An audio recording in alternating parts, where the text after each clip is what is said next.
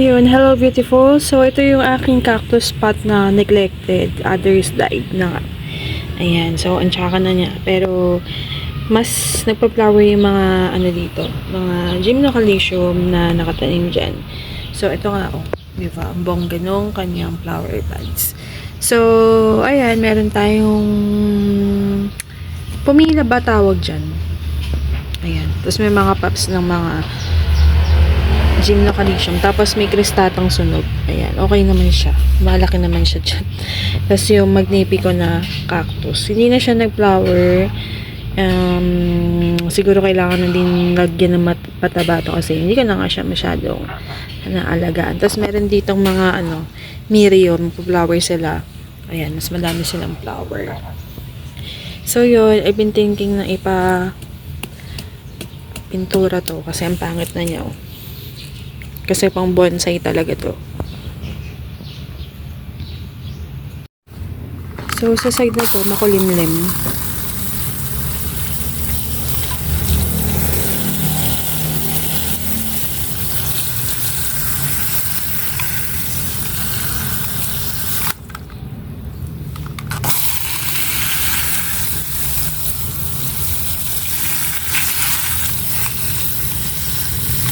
Ayan. So, sabi ko dati nirepat ko na to. Si Ladyfinger yata magiging reyna ng pot na to. Kasi siya na talaga ang reyna ng pot na yan. So, iniiwasan ko mabasa yung flower pero nabasa pa rin.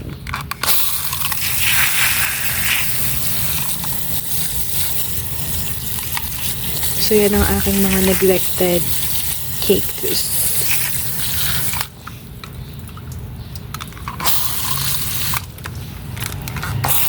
Ganda ng flower. So, ayan. Kahapon nakapag pollinate na ako. Tapos, may mga tutubo na naman sa kanila. Ayan. So, madami silang flower buds. Tsaka ito. Ito kasi maganda yan. Maganda talaga siya. Oh, dati yung kulay niya parang, alam niyo yung sa mga sundalo. Parang ganun. Tapos, nagkaroon siya ng scar, pero yun, carry lang. Tapos, yun. Parang kumbaga, si Ladyfinger na yung, nila, takip nila. Oo, kasi dito, medyo nasusunod na sila. So, ito, ROS yan. Umulan, umaraw, sa init man, nandyan na sila, pinagtibay na ng panahon. Sana all, diba? So, ayan, dami yung flower buds, oh. So, the soil mix nito is acidic na din, kaya ganyan. Yun ang tingin ko. So, gusto ko nilagyan ng katabayan. So, I've been thinking na bumili ng Osmocote kasi pinupush din ako ng hobby ko na gamitan ko nga daw ng Osmocote, ganyan-ganyan. Kasi ako, diba, organic lang ginagamit ko talaga. So, yun. Tapos, ito rin, isa sa mga neglected na ito namatay na to. Isa sa mga neglected ko yan. So, I've been thinking na ano pwede ko pang ilagay dito. Pero kasi, sooner, sila, lalapad. Or, mga anak, gano'n, di ba? Ayan, o, di ba? Namatay na yung side na to. Yung iba, na-shigpay. Pero, ayan, nakukoveran naman na siya ngayon ng Tapos, ayun si Lolo. Tapos, si Monkey Tail. Mahal pala yan, monkey tail. Di ko naman pinapansin. Nandiyan lang siya.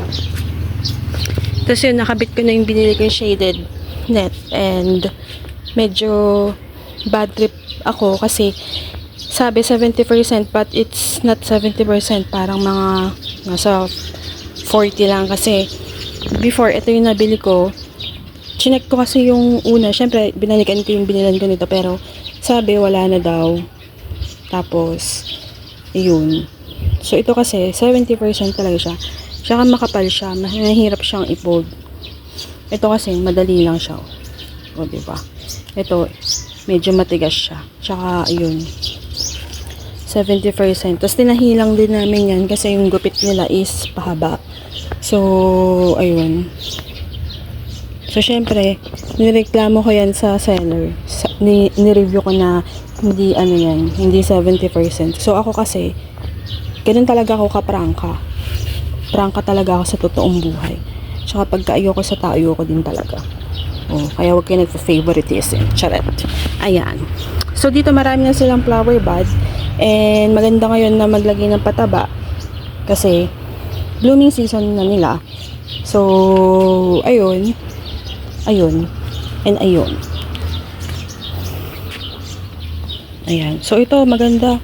Mas maganda to kasi makapal. Tsaka protected talaga yung mga plants. Lalo na kung afternoon sunlight, diba?